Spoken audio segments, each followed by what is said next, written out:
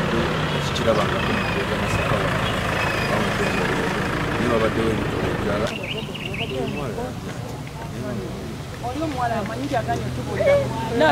omuwala gundi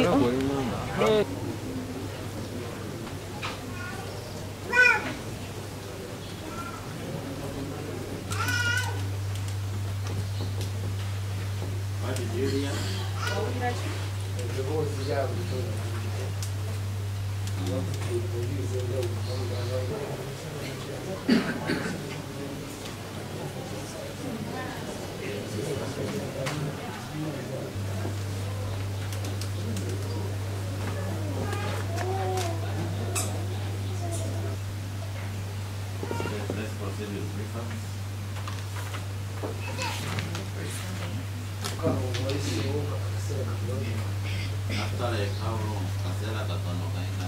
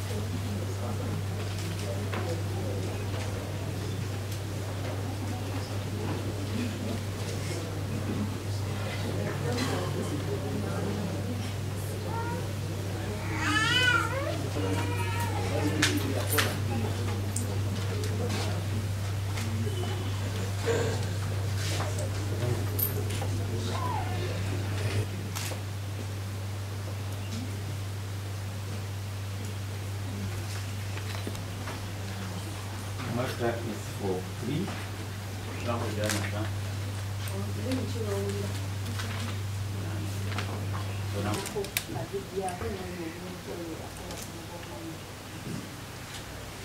And the matter was later reported to me in the police station.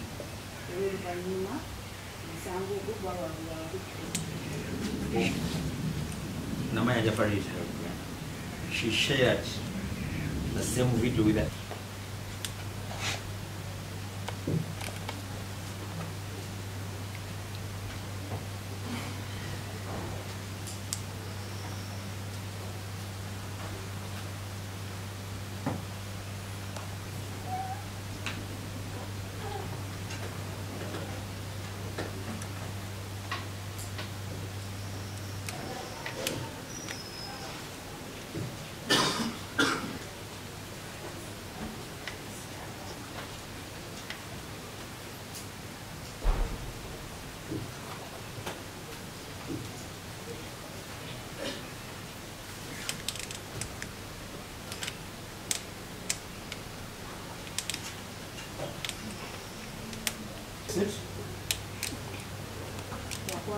Detained and upon interrogation, she admitted the one being her phone was recovered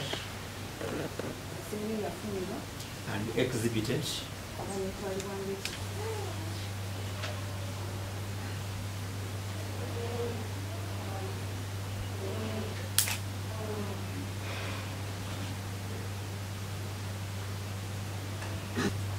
You're charged with aggravated torture compensation 415H with the Prevention and Prohibition of the Torture Act 2012.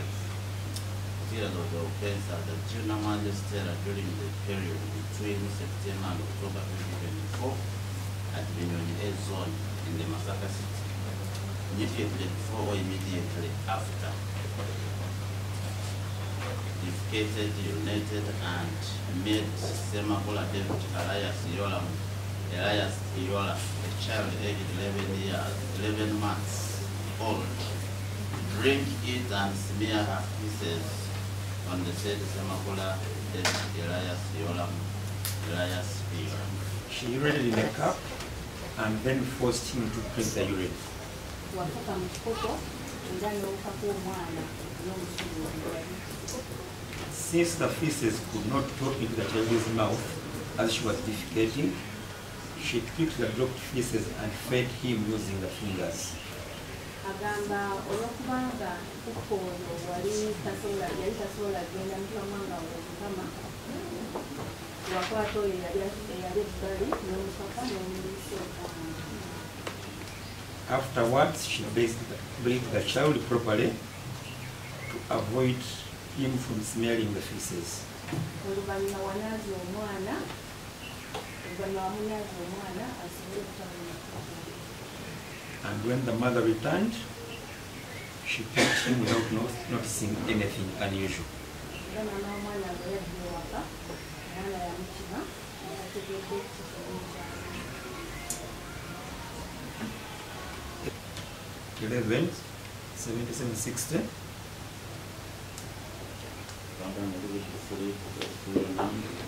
Yoram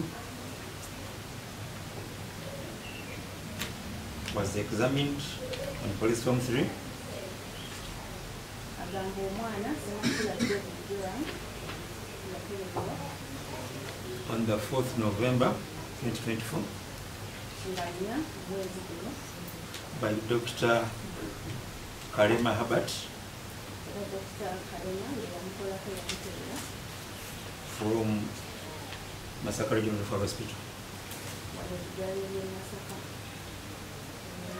He only had healing bruises just below the left eye Nti omwana by the same Dr. Karema Herbert agamba naawe omusawo yemu yakuteera on police form 24 and was found to be 33 years old era nekizuulwa nga ali alina emyaka 33 with a normal mental status. era netegeera bulungi obulungi okukola bulungi. On the 5th November 5 omwezi guno 2024, omwaka guno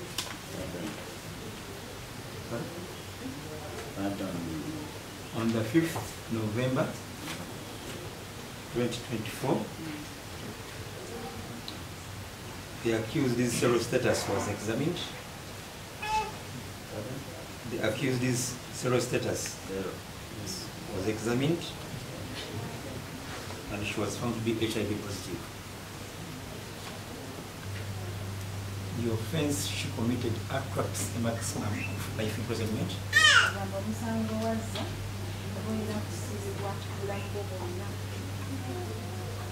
The way she committed the offense was in an inhuman way. Engeri gyewazaamu omusango ogwo tekyali kyanguzi. On an innocent child Omwana atalina musango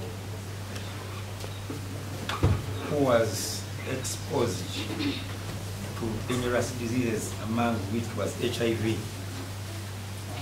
omwana eyali asobola okuteebwa ng'ennyenda. And at the moment, the child is undergoing the treatment. Era nga ssaawa zino omwana ali mu kufuna obujjanjabi obuyitibwa PrEP. The character of the convict is not fit to live in society. Innocent children need to be protected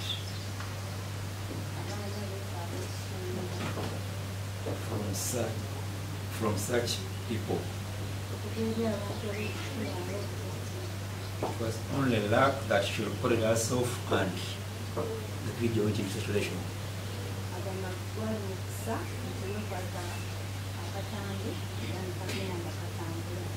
Otherwise, you never know how many kids have been exposed to such. The sentence given to the convict should be a message to the public that there is no room for torture, especially to children who are innocent. agamba ekibonerezo ekinakuweera obuleebwako eri abantu tewali. Your Worship, as the prosecution, if you are not contented to give a maximum of life imprisonment, we pray that at least you don't go below 30 years. The convict is the first time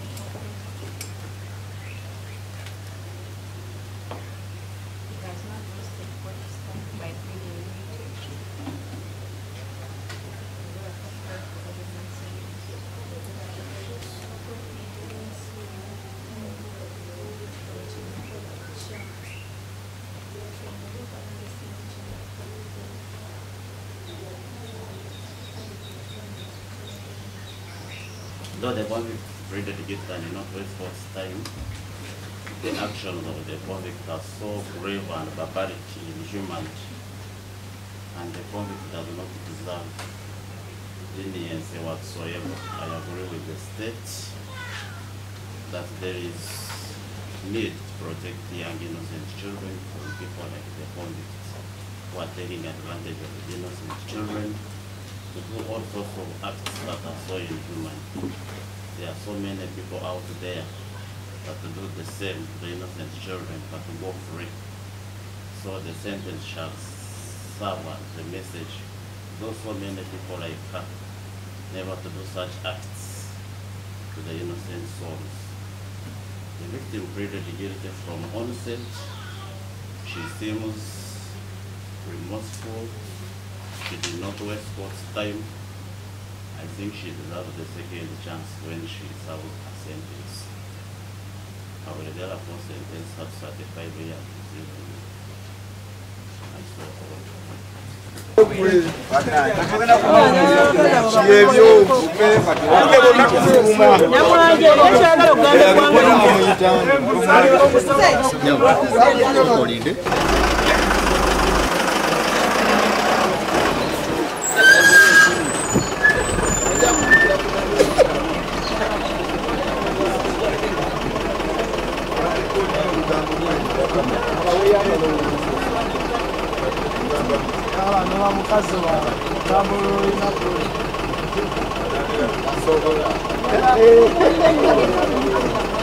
That's my phone.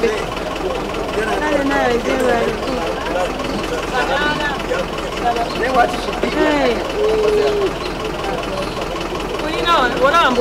I have you here. Now, we transfer mega giant. Makumbi kamala okuvaano ku kkooti ekirala eno storiyo no mukazi